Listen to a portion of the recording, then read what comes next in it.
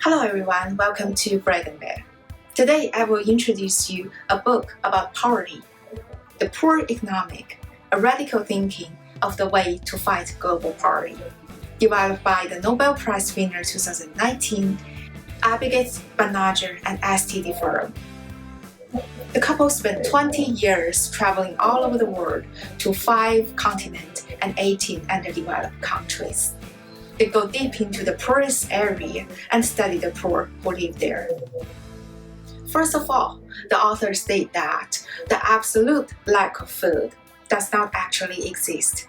It's not the starvation that causes people's poverty. We all think the poor spend all their money on food. The actual situation is not like that. Almost all poor people have enough food, and their expenditure on food is actually 40% to 80% instead of what we think about 80 or 90%. They found when the poor are getting financial aid or having extra income resource for food, they will go and purchase some food with higher sugar content and the one tastes better and actually causing a little bit more to get comfort instead of beating hunger.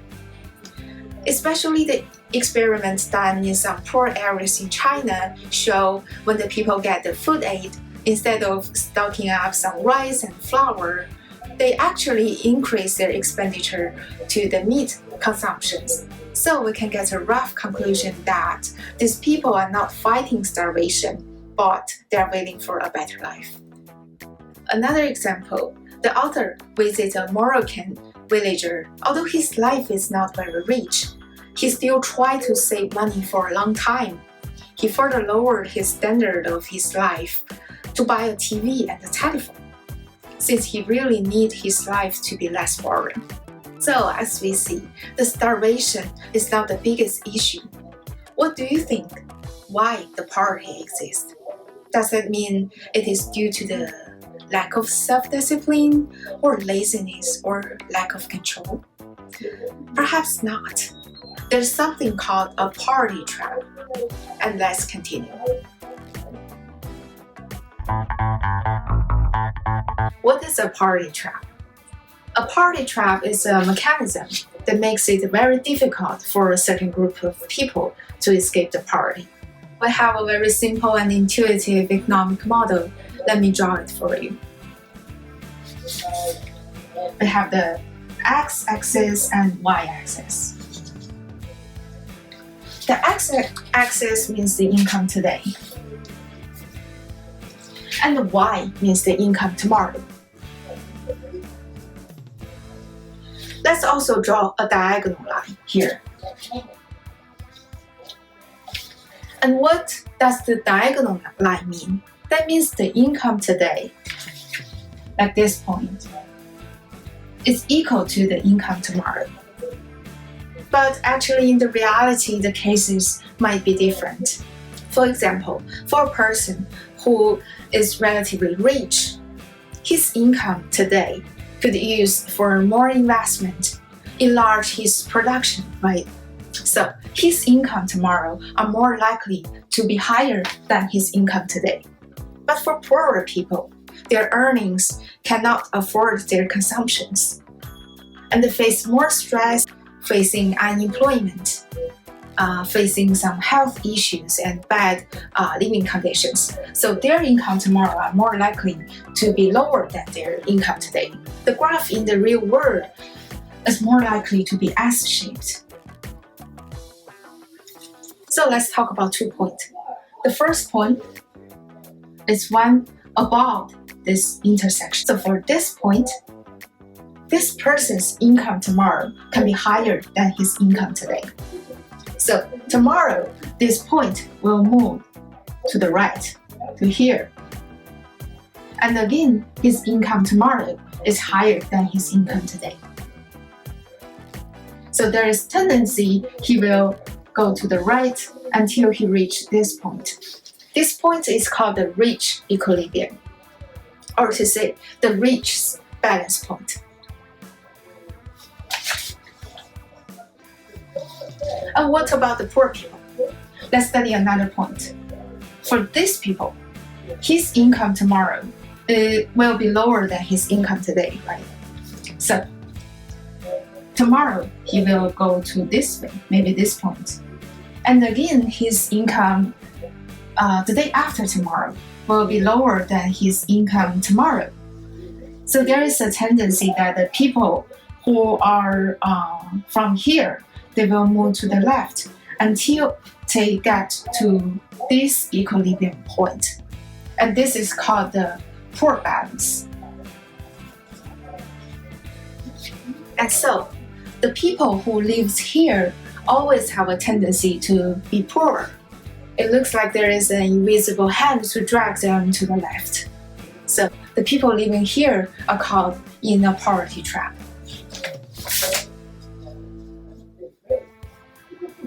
And for now, how to help the people escape the poverty trap become a crucial topic. It doesn't look very hard in a mathematical way, right?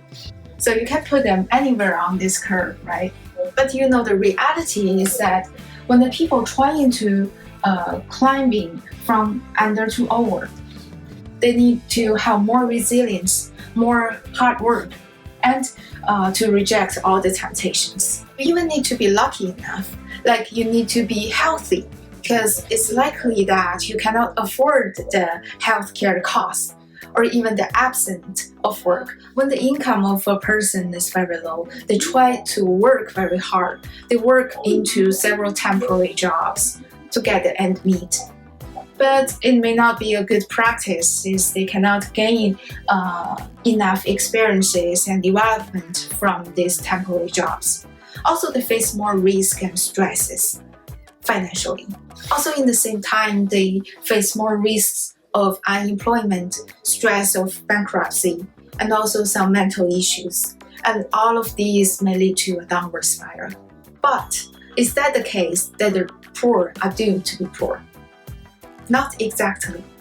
What can they do? What can we help? And what can we learn from this process? Let's get continued. There are several perspectives that we are seeking solutions, such as healthcare and education. One of the biggest topics is to stop the infectious disease. Here are some stories. For example, in Africa, the usage of a mosquito net can effectively reduce malaria, And the census shows the children who did not infect malaria can earn much more, like 50% more income than others when they grow up. That sounds like a good idea. With little budget, you can do a lot. So, we found a bunch of people willing to donate on this program. The reality at the beginning, the African people who get a mosquito net did not use it very properly. They made them to wedding dresses, as well as the fishing net. They also lack of desire to buy new ones. This is kind of easy to understand since it is free and people are a little educated about the prevention of infectious disease. But later on, once the people get more educated and got the mosquito net as a fraction of the cost, not for free, 80% of them use it in the right way. Other examples, such as vaccine and dietary supplement. Generally, poor people do not believe those that much. They don't believe the preventions, but they rely on the antibiotics and injections when they got sick.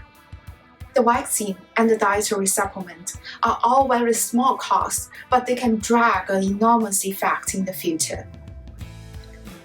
For the government, putting more education, advertising, also more regulation and financial stimulus when people take the service will help. Another interesting phenomenon, almost all poor people are expert in budgeting, but they found that the poor people spend more money to buy a wedding, a laundry, or a funeral. The kind of unwise spending lead the future lives of the family to be poorer. So, as we see, it is not only the poverty trap, but also cognitive limitations, knowledges, common senses, and habits keep them struggling. Another big topic is education. The statistics shows the average educational level increased by 1 year, the country's average GDP will increase by 30%. There are two ways we can study on that: the participation of the student, also the quality of the education. So the author researched a couple of ways how the financial stimulus can help maintain the participation, such as increase the teachers, providing free lunch, do better health care for kids, and parent education. And finally, they found the healthcare and parents' education are the most effective ways. And so, we can spend the money more wisely and effectively to promote the education. All in all, as we see, the cause of poverty cannot be explained by a single word of laziness.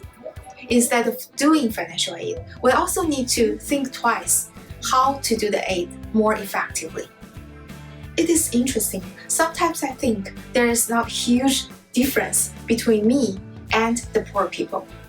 We actually face similar problems, such as lacking of information, procrastination, stress, cognitive biases. We are just luckier. I was thinking about this. Actually, I don't know how vaccines actually work and how to disinfect the water. But the society granted them to me so naturally, and we grow up in this. But also, we can get more information, enough education, and plenty of trustful healthcare resource. We can also learn from those experiments, For people who are trying to improve their situation, the journey of improvement always needs some perseverance and resilience. And the first thing is to invest money-wise, healthcare-wise, education-wise. The investment could be relatively small today, but it will help you to getting much more benefit in the future. The second is about the information. Gathering more updated information, even having precise common sense will help. And even move to a better environment, and all of these can help with people's development. That's all for today. Thank you and see you again soon.